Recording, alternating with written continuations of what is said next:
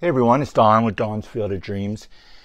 I wanted to show some cards tonight of one of my favorite sets that I've completed the Hall of Fame run from. And I did a video on these cards when I got the last card to finish the Hall of Fame run. But I hadn't shown it in a while, and I know a lot of people have subscribed to my channel since then, so maybe you haven't seen that card or these cards. And a lot of people don't go back and watch old channels, but as the title says, I wonder if I'm the only one that really likes this set.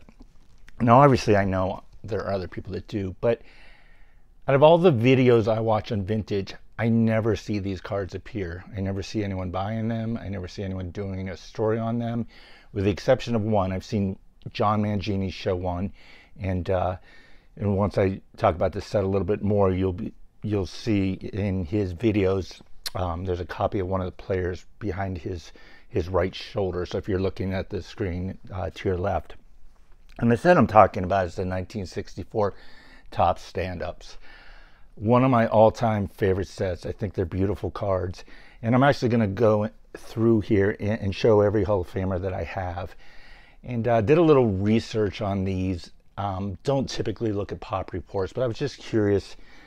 And I did PSA only because I had read an article that was written in 2007 that said 7,000 of these cards have been graded.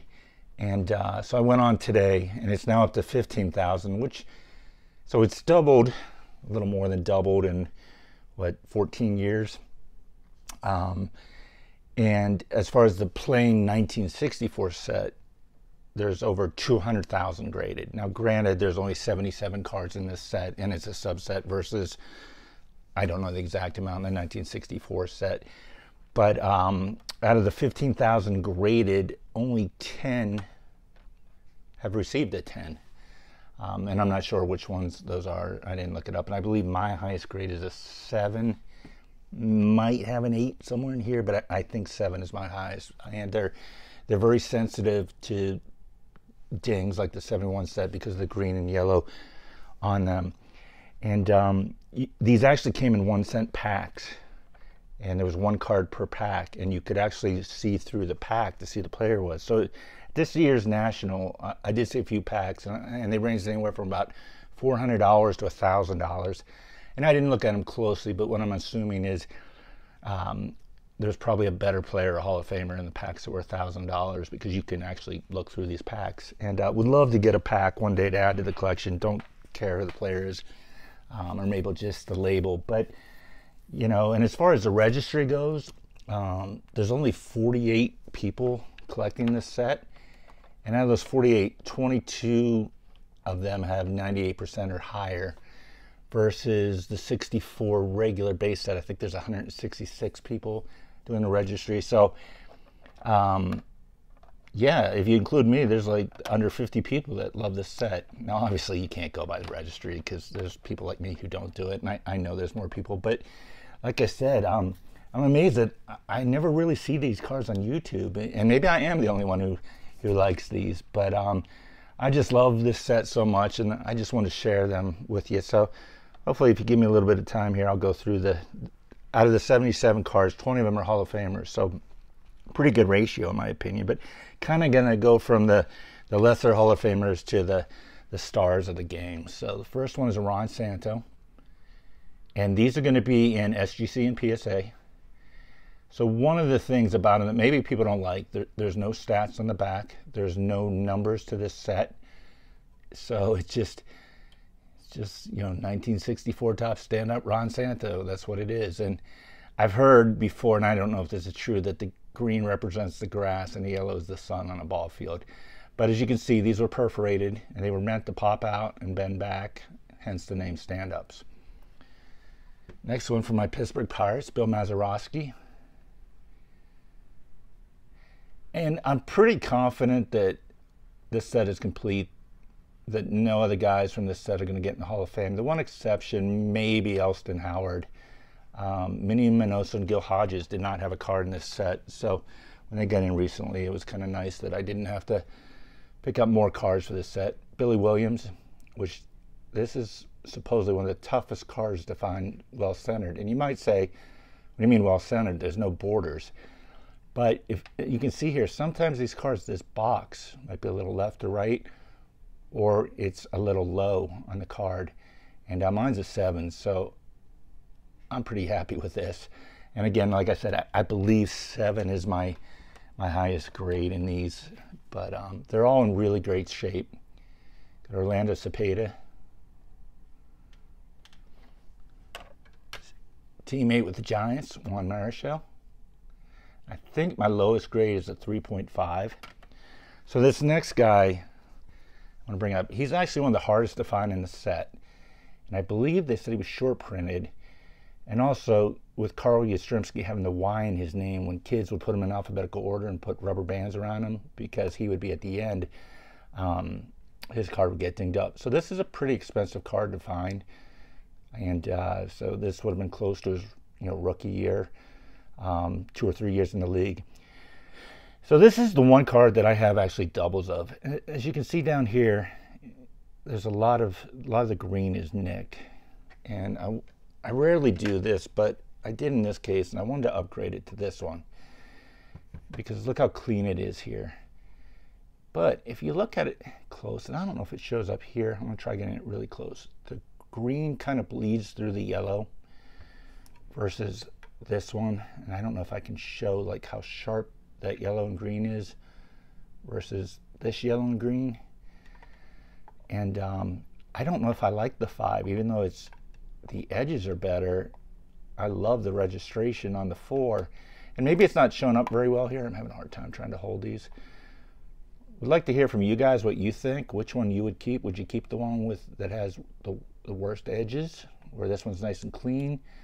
But yet the yellow and green is a little nicer on this one than here. And like I said, maybe you can't tell, but try one more time. If you see if I can compare the yellows, see if the green bleeding through on the one on the right. So moving on, a lot of Giants in here. Willie McCovey, great card. A couple Dodgers will be coming up. Here's the first one, Don Drysdale. So great Hall of Famers in this set too. It was a fun set to collect. Got Warren Spahn, the Braves. So as you can see, I'm kind of how I kind of ranked them, from like barely getting into the Hall of Fame to no doubters, and they're not in any definite order. I just kind of grouped them that way. Harmon Killebrew, and even in low grades, they still look really nice. I don't know if you can see on some of these, I don't know if they were, if popping them out had anything to do with the grade, because they were meant to be popped out. Brooks Robinson, a 6. Here's a good example of the centering that you might not notice at first. Look at the box, how much closer it is to the left-hand side versus the right-hand side there. So, and it's very close to the bottom. So the beauty of these cards is that you really got to look at them to tell if they're off-centered. But if you study them, you will see some differences on them. Al Kaline, again, see how close to the bottom that box is? It should be a little higher up. Here's a good example showing where the box should be. See how it's higher up on this Eddie Matthews versus the Al Kaline? But again, I think if I didn't point that out to you, I bet you wouldn't even notice, because I don't on these cards. It's, like I said, I just love the way they look, and I love this card. One of my favorite cards of the set. Frank Robinson with the Reds. So we're kind of getting into the big boys of the collection now. I believe this is my lowest grade one. That's okay, because it's Willie Mays, and it's what I could afford, and I think it's a really nice 3.5. Little staining on the back. You know, I'm not 100% sure if these came with gum or not, now that I look at that, or if that's just wax. If anyone knows, comment below, or I'll have to research that. Got Ernie Banks. Very similar to the Billy Williams card, the Cubs. Hank Aaron. So as you can see, the stars of the day were all in the set. Got Sandy Koufax. So this next card is the one that Mangini has, and not a surprise. is Clemente, and I think this ties for my highest grade. And not only is this probably my favorite card in this set, it's one of my favorite cards in my collection. And as someone else pointed out one time when I showed this, it's one of the rare cards that shows Clemente throwing a baseball. It's either a portrait shot of him or him holding a bat. But off the top of my head, and I'm sure there are others, you know, maybe some oddball like Con Wieners or something like that, that he's actually throwing the ball, which, you know, the guy had a rifle. And so it's kind of neat to have a card showing that part of his game. So the last card I'm going to show, and it took me the last card to get to finish, and it cost me the most money, and not surprising, it's Mickey Mantle that it cost me the most money. And I kind of gripe a little bit about that's why I don't collect a ton of Mantle cards, because I don't like paying way over for his cards. And I know there's a ton of guys that love Mantle, and I get it, but I don't totally get why his cards get so much more love than other players in the community. And I respect him, great player, and love this card as well. And I love the other Mantles I have, but it's just, when I look for what I paid for some of the other cards versus what I had to pay for this one in a lower grade, but still in nice condition, it's always, well, I don't have a ton of Mantles, but great player to finish the set off with, and I ended with him because it was the last card I picked up. So I don't know, guys, am I right? Am I the only one that really likes this set, or just people don't know about it, or haven't shown them? I'm sure there's more of you guys that have these cards. Maybe you just haven't shown them on your videos. But to me, I think they're a great set, and if you do have any, I would love to see them. You know, outside of John and his Roberto Clemente, like I said, that's the only one I can think of off the top of my head that I've seen from someone's collection, and I could be 100% wrong. Some of you guys may have shown them, and I just don't remember or haven't seen it. But if you haven't seen this set, it's a fun, small set to collect. They have gotten more expensive, as everything else is lately, but you know, there's only 20 cards if you're looking to collect Hall of Famers, or just something unique. You know, I know some of you guys like me, like Musial, or like I know Lou Rock loves Clemente and doesn't have one of these, you know, or if you're a Koufax fan, it's just great to get maybe that one card to add to your set, or a Braves card, a Cubs card, or whatever it may be. So I really enjoyed showing these cards.